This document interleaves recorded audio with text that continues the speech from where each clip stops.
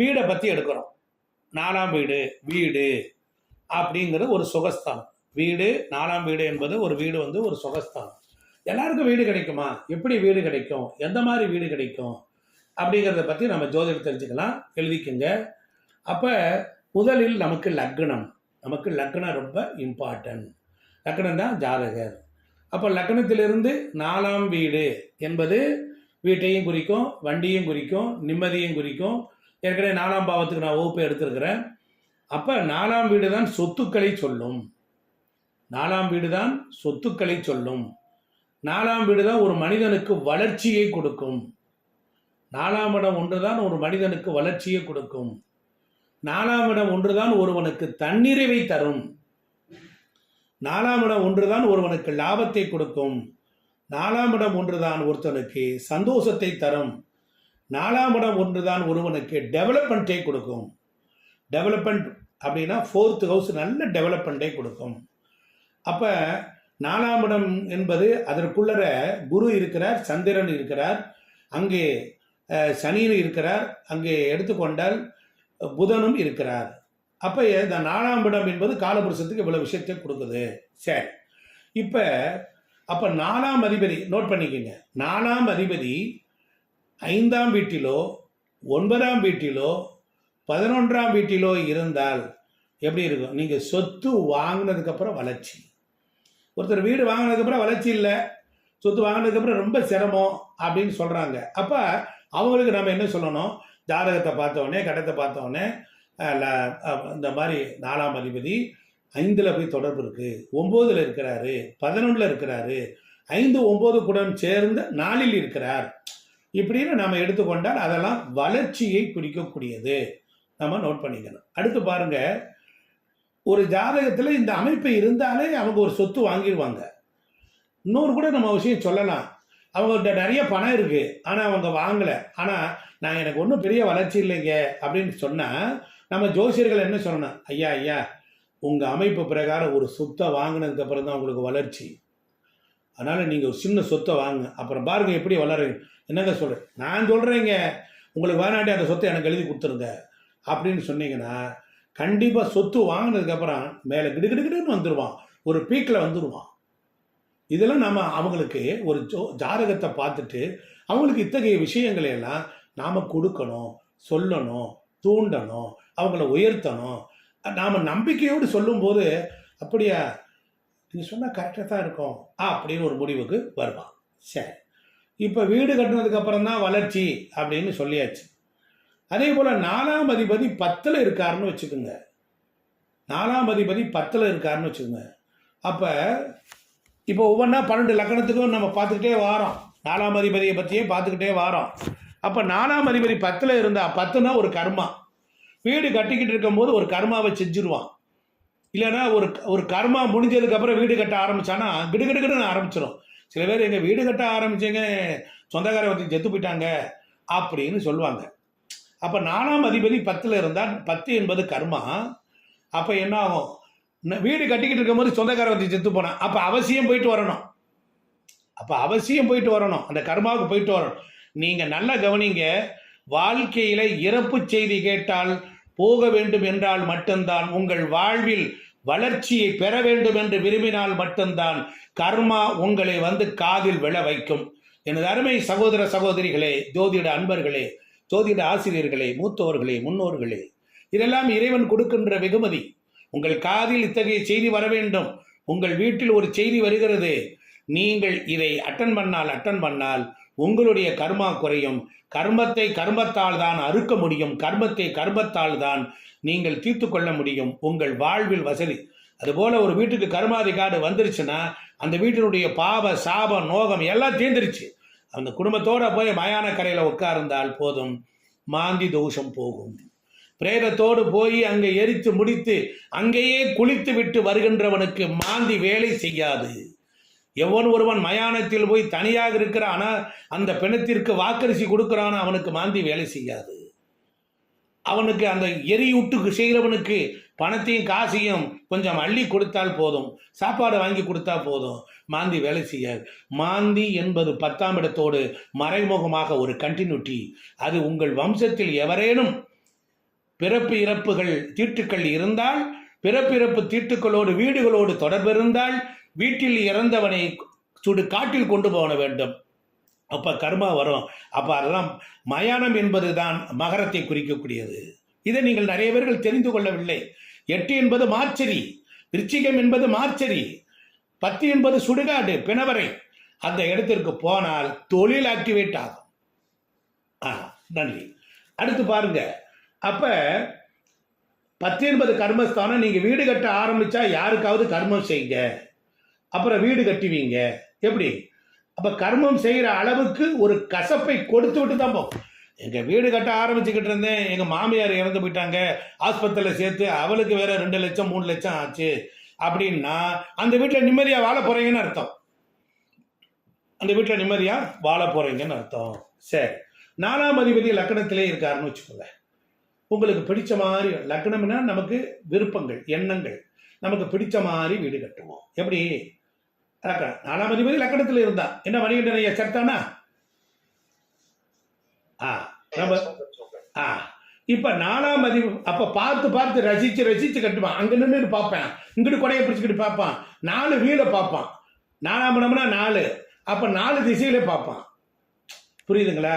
அந்த மாதிரி பார்ப்போம். எனக்கு 4ஆம் அதிபதி லக்னத்துல தாங்க ஐயா, நீங்க சொன்ன மாதிரி தான் ரசிச்சு ரசிச்சு பார்த்து பார்த்து தான் கட்டுவேன். Very good, very good, very good, very good. அப்ப லக்னத்துல செவ்வாய் இருந்தாலும் இது பொருந்தும். எது பொருந்தும்? செவ்வாய்னா கர்மகாரகன். அப்ப வீடு கட்டவும் வச்சிரும். 4 செவ்வாய் இருந்தாலும் வீடு கட்ட வைக்கும். ஆனா அதே நேரத்தில் கர்மாவையும் செய்ய வைக்கும். இதெல்லாம் நடக்கும்.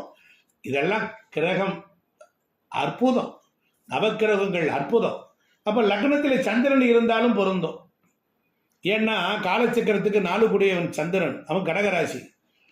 புரியுதுங்களா? அப்ப சந்திரன் இருந்தாலும் இப்ப நான் சொன்ன விஷயங்கள் நடக்கும். புரியுதுங்களா? அப்ப செவ்வாயை பார்க்கணும். அப்ப செவ்வாயை கேது திசையில கூட, கேது புத்தியில கூட சந்திரன் சார வாங்கினா, 4 கூடியவன் சார வாங்கினா கூட அவனை கட்டிடுறாங்க. அது எல்லா கிரகங்களும் நல்லதே செய்யும். அப்ப நம்ம என்ன பண்ணணும்? அப்ப வீடுன்னு பார்க்கும் போது செவ்வாயை பார்க்கணும், 4ஆம் இடத்தை பார்க்கணும், அப்ப சந்திரனை பார்க்கணும், அப்ப சுக்கிரனை பார்க்கணும். நல்லா கவனிக்கணும், சுக்கிரனையும் பார்க்கணும். ஏன்னா திக்பலம் பெறுவது சந்திரனும் சுக்கிரனும் 4ஆம் இடத்துல தான் திக்பலம் பெறுறாங்க. நல்லா கவனிக்கணும். அப்ப செவ்வாய் வீட்டில் சந்திரன் இருந்தாலும் எடுத்துக்கொள்ளணும். இப்படி தான் எடுத்துக்கணும். அப்ப செவ்வாய் சந்திரன் ஒரு காம்பினேஷன்லேயே இருக்கும். செவ்வாய் நீச்சம், அவன் தான் 10 வீடு கட்டியிருக்கான், அவன் தான் 10 வீடு கட்டுறான். அப்ப மேசம் விருச்சிகத்தை கூட நாம எடுத்துக்கலாம், மேசம் விருச்சிகத்தை கூட எடுத்துக்கலாம். அப்ப செவ்வாய் வீட்டில் சந்திரன் சீக்கிரமே வீடு கட்டணும்னு சொல்லணும். சந்திரன் வேகமான கிரகம், செவ்வாய் வேகமான கிரகம். அப்ப என்ன செய்ய? வேகமா கட்டு அப்படிங்கும். அப்ப சொத்து, அப்ப என்ன சொல்லணும்?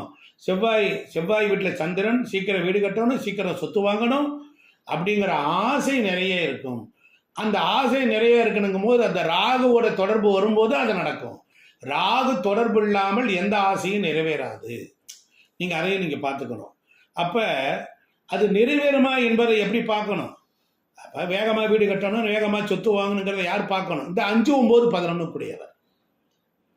5, 9, 11 தொடர்பு வரணும். 5, 9, 11 அதிபதிகள் அவங்களுக்கு 4ஆம் வீடு, 4ஆம் வீட்டோ 4ஆம் வீட்டு அதிபதியோ தொடர்பு இருக்கணும். அல்லது 4இல் அமர்ந்திருப்பது. 5 கூடியவர் 4இல் இருப்பது, 9 கூடியவர் 4இல் இருப்பது, 11 கூடியவர் 4இல் இருப்பது. இவ்வளவு சித்து விளையாட்டு பாருங்க. அப்ப 4, 11 என்பது தொடர்பு. வாங்கின சொத்து, நீங்க கட்டின வீடு உங்களுக்கு திருப்தியா இருக்கும். 4, 11 தொடர்பு வந்துட்டா வீடு கட்டானா ரொம்ப திருப்தியா இருப்பான். ஆமா. அதே நேரத்தில் எழுதிக்கங்க, 4, 11, 8 தொடர்பு வந்துருச்சுன்னா இங்க அப்ப என்ன ஆகும்? 8ஆம் அதிபதி அப்படின்னாலே 4, 8ன்னு வந்துட்டா 8வது வீடு கட்டின வீடுன்னு வச்சுக்கோங்க. அது திருப்தி இல்லாமல் சில பேர் வாங்கி இடிச்சு கட்டிட்டு புதுசா வீடு கட்டிட்டான். 4, 8, 11 சரித்தானா? 4, 8, 11 வரும்போது அதை இடிச்சுட்டு கட்டுவான். சில பேர் பழைய வீடை இடிச்சுட்டு கட்டுறான் பாருங்க, அவனுக்கு திருப்தி இல்லை. கட்டின வீடு 4, 8ஓட தொடர்பு கண்ண கட்டின வீடு. சரி, 11 வரும்போது இடிச்சுட்டு கட்டுவான். அதே 12 வந்தால் 4, 8, 12 அப்ப தொடர்பு வந்தா என்ன செய்வான்? கட்டின வீடை விற்றுட்டு திருப்பி வாடகை வீட்டுக்கே போயிடுவான். பயப்புள்ள என்ன பண்ணி தொலைகிறது, போயிடுவான். அப்போ என்ன செய்வான், 20% தான் முதலீடு போட்டிருப்பேன், 80% கடனை வாங்கியிருப்பேன். அப்போ குடும்பம் நடத்தணும், வீடு கட்டணும், சுகமாக இருக்கணும், இருந்த நகை நட்டெல்லாம் கொண்டு போய் விற்று தள்ளியிருப்பான். நிறைய இது பண்ணியிருப்பான். அப்போ அவனால் தாக்கு பிடிக்க முடியாது, வட்டி கட்ட முடியாது. அப்போ உடனே என்ன பண்ணுவான், விற்றுருவான். சில பேர் கொலட்ரால் பண்ணியிருப்பான், கட்ட முடியாது, விற்றுருவான். அப்போ நான் எழுதிக்கங்க எப்படி பலன் எடுக்கணும்னு. 4 என்பது சொத்து, 8 என்பது நெருக்கடி, 4 என்பது சொத்து, 8 என்பது நெருக்கடி, 12 என்பது விற்பனை. 4 என்பது சொத்து, 8 கஸ்தூரியம்மா வாங்க. 4 என்பது சொத்து, 8 என்பது நெருக்கடி, 12 என்பது விற்பனை.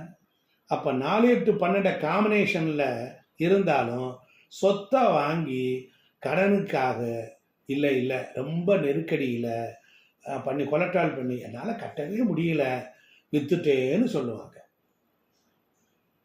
அவ்வளோ வேதனையாக இருக்கும் பாருங்க. அப்போ அது மட்டும் இல்லை, 6, 8, 4 தொடர்பு இருந்தா, 6, 8, 4 ஒரு தொடர்பு இருந்தா இவைகளை வீடு கட்டுவாங்க. 6, 8, 4 தொடர்பு இருந்தா என்ன செய்வான், 6னா கடன், 8னா நெருக்கடி, 4னா சொத்து. கடன் நெருக்கடி ஆயிரும், கடனால் ஒரு அவமானம் தாங்க முடியாமல் சொத்தை விற்று கடனை கட்டிட்டேன், கையில் இருந்த காசு பொங்காமல் போச்சு. பொம்பளை தாலி நகையெல்லாம் கழட்டி கொடுத்துக்கிட்டு என்ன செய்வா, அவகிட்ட புடுங்கு பத்துக்கிட்டு கிடக்க வேண்டியதான். அப்போ எப்போ வீடு கட்டணுங்கிறதுக்கு நம்மளுடைய வீடியோ ஜோசியர் எவ்வளவு கைடன்ஸ் பண்ணுறாரு பாருங்க. அதே நேரம் இந்த 5, 9, 11 எப்பெல்லாம் தொடர்பு வருதோ அப்போ வீடு கட்டுங்கன்னு அவங்களுக்கு சொல்லணும். அப்போ பிறந்த ஜாதக அமைப்பு வலுவாக இருந்தாலும் நீங்கள் ஜெயிச்சுக்கிட்டே இருப்பீங்க. எப்படி, இந்த 5, 9, 11 நல்லா இருக்கணும். ஒரு பக்கம் உழைக்கிறீங்க, ஒரு பக்கம் திறமை, ஒரு பக்கம் நாலேஜ், ஒரு பக்கம் பணம், ஒரு பக்கம் உங்கள்கிட்ட ஒரு பவர் சக்தி இருக்கு. இதெல்லாம் இருந்தாலும் என்ன வேணும், யோகமும் அதிர்ஷ்டமும் இருக்கணும். அதை கொடுப்பது தான் 5, 9, 11. யோகத்தையும் அதிர்ஷ்டத்தையும் கொடுப்பது 5, 9, 11. அப்போ 4ஆம் இடங்கிறது சொத்து. புரியுதுங்களா? இப்போ நம்ம நேரம் இல்லை. அடுத்தாப்புல இந்த கிரகங்கள் 9 கிரகங்கள் 4ஆம் வீட்டோட தொடர்பு இருந்தால் என்ன என்பதை அடுத்த வகுப்பில் நாம் எல்லாம் சிந்திப்போம். இந்த வீடியோவை தமிழ் சூரி அஸ்ட்ரோ பக்திங்கிற சேனலில் வகுப்பை வீடியோவாக மாற்றி ஒவ்வொரு நாளும் அதில் போடுறேன். அந்த சேனலை சப்ஸ்கிரைப் பண்ணுங்கள்.